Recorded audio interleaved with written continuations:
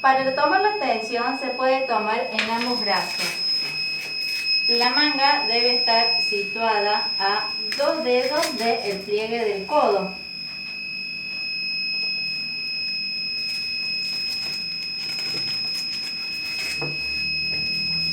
Y vamos a realizar primero lo que es la técnica palpatoria, en el cual debemos sentir el pulso en la arteria radial.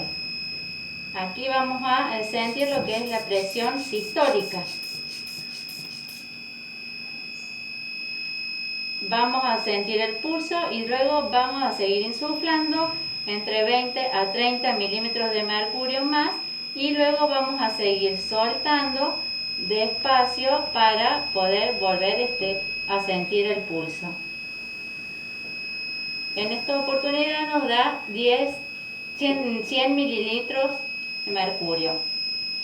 Luego vamos a utilizar la técnica auscultatoria, que consta en la utilización de un estetoscopio. Se lo va a colocar por encima de la arteria humeral y allí vamos a empezar a insuflar,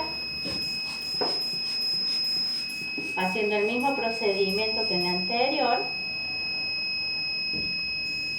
Vamos a ir soltando despacio y allí vamos a poder sentir lo que es el primer pulso o ruido, que es la presión sistólica, y luego para terminar sintiendo el último ruido, que es la presión diastólica.